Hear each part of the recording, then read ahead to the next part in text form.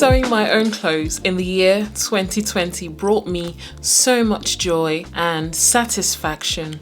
It also gave me clarity in my style. It gave me opportunities for growth and mindfulness. It was perfect for my mental health, and I got the opportunity to create stylish and beautiful clothes in my wardrobe. However, towards the last quarter of the year, I got wrapped up in self-doubt and stopped sharing my me-made clothes. But I'm over that phase of self-sabotage and working on the imposter syndrome. At this point, I feel very lucky and happy to have a skill that helps people to carve out a career and a living for themselves, help them with their mental health, and I hope you are inspired and motivated to keep making for yourself and sharing your makes if you wish to. My name is Juliet Uzor of SewSoNatural.com, and on this platform, we work together to demystify this thing called creating clothes. You're absolutely welcome to my channel. So if you watched the most recent video here on my channel, you would have seen me sharing that I was making 4 Bakerloo blouses, 3 for myself and 1 for my sister-in-law. And I have finally made them and other things, and I'll be sharing those with you in this video. Let's get on with it. So there's a bit of a story behind this make, and it actually encouraged me to do something that I will be sharing right at the end of this video. On our podcast, the Uncut podcast, we had our listeners suggest that we share a bit more of our sewing journeys and the things that we create. So we, myself, Atia and Alice, decided to work on the Bakerloo blouse. We bought the pattern and we decided that we're going to reveal it at some point. So I made my first one in a Christmassy fabric. I totally enjoyed making that blouse using that sewing pattern. It fits so beautifully. I didn't have to do any adjustments, and it looked so trendy, but in a very chic way. There's just something special with that blouse. So I decided I was going to make more.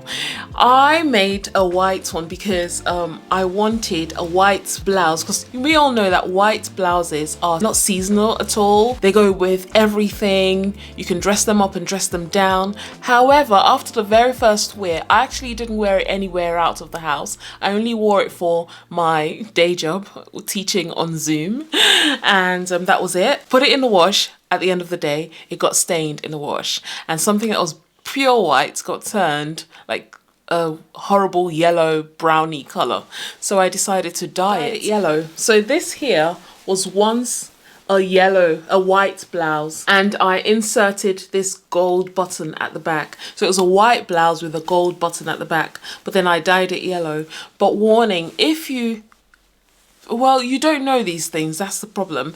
But this is what I discovered, that you know, white thread doesn't get dyed. I didn't know that before because I don't dye things. So the thread is still white, but it's not a jarring type of white, because the white is sort of yellow, but it's still white. The thread is still white, and it's just like your regular moon threads, and they didn't get dyed to yellow. But anyway, yeah, my yellow Bakerloo blouse.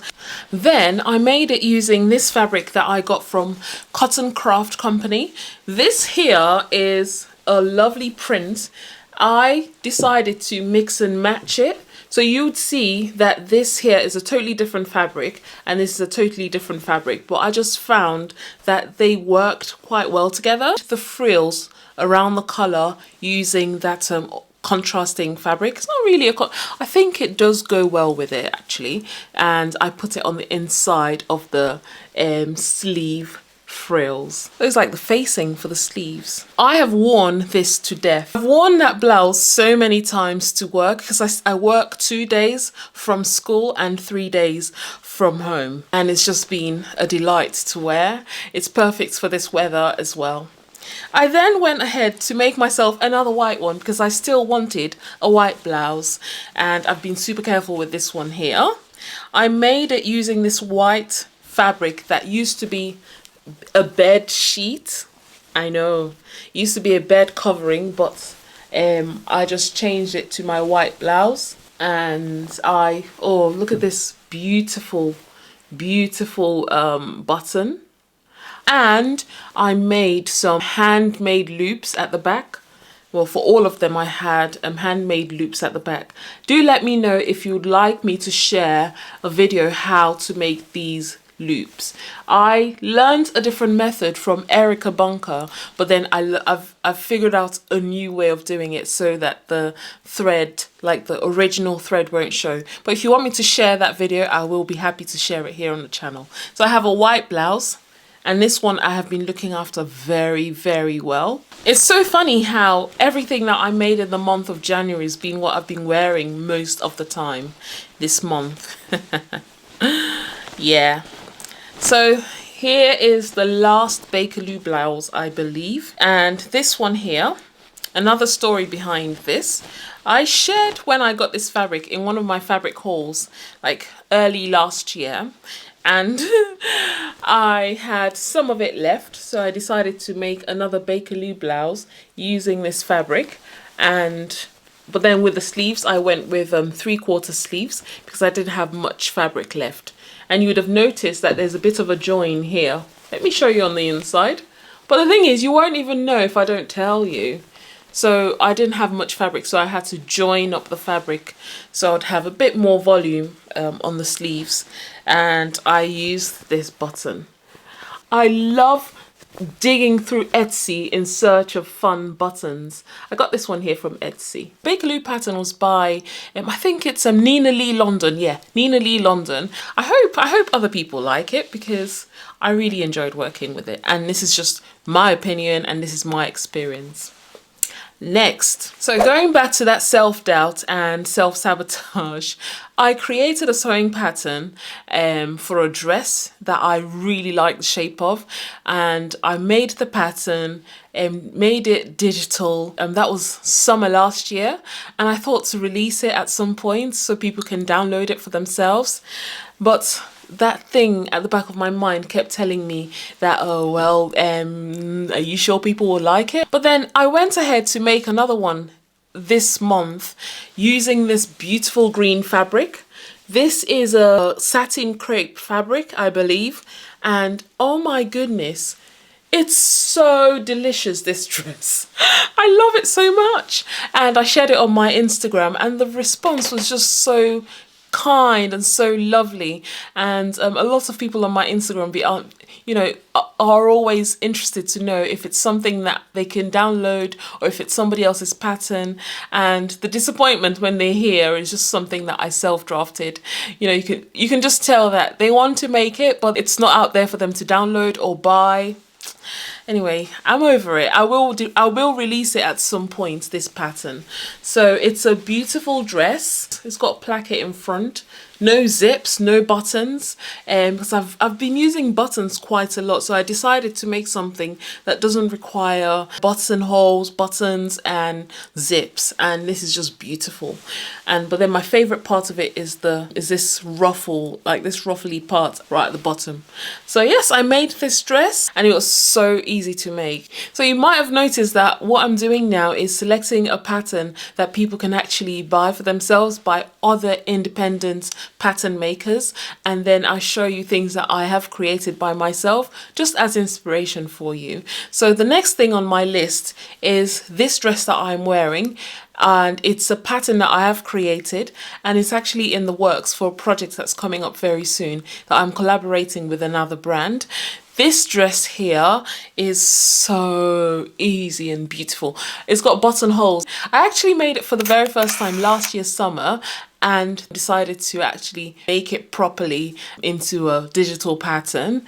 So this here, I chose a warmer fabric for this type of time of the year. It's it's like a light jacquard fabric that I got from Simply Fabrics. It's got puff sleeves. I love puff sleeves. And I also made it using this fabric that I also got incidentally from the same shop called Simply Fabrics Brixton. It's like a watercolor fabric, but it's a linen blend, this one. So this would be for spring, summertime, and the one I'm currently wearing is perfect for this time of the year. I also have been developing something else. So since I'm sharing what I have created in January, I'll show you this one, even though it's not fully complete. It's a blouse with grown on sleeves, and it's going to have buttons again. But I stopped right at the very end of it because I'm still unsure whether to go with the hand looped buttonholes, so it would have lots of buttons in front, or whether to go with actual buttonholes sewn using a sewing machine. I think it stops like just below your waist, and it will just be a beautiful one for spring, summer, because I made it using this crepe fabric. It's like a viscous crepe fabric, this one here. It's got a collar, but the collar isn't one of those scary types. It's just a collar that starts from the shoulder seam.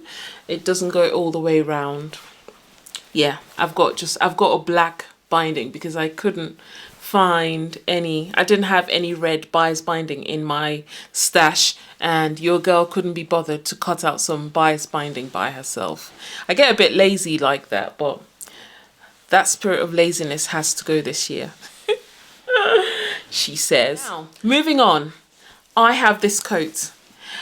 You would have remembered me sharing that I wanted to make a Dior-inspired coat. Well, I've made it. I've actually made it, and I don't know whether to show. Okay, do you know what? I will show you images of me wearing it, but I won't show you the full picture. Because the next video that will be here on the channel will be the making of this Dior-inspired coat. And I'm so excited to share it with you. It took me a day and a half to edit that video, well, with work in between here and there and other house chores. But yes, I've edited it.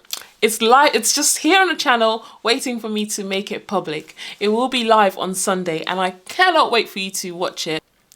So you might know by now that I'm such a nerd when it comes to creating sewing patterns by hand or on computer, and if I could, I would make all my sewing patterns by myself. However, I know how important it is to support other independent sewing pattern companies, and I want to make sure it's a running theme here on the channel where every month I make at least one independent or commercial sewing pattern so that other people can, you know, hear my thoughts on the sewing pattern and see it being made by somebody else and get inspired, and also support the small business or big business, whoever it is, and just get their work out there for everybody else to see. Which means that this month, February, my pattern of focus will be Friday Pattern Company, I think they're called, and it will be the Wilder gown.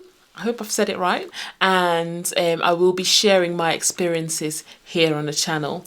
And the next one would then be the ginger jeans. I'm saying it now so that you guys can keep me accountable. I'll be making myself a pair of jeans for the first ever time, and I cannot wait to share my experiences with you, and I cannot wait to see you over at this video here on your screen.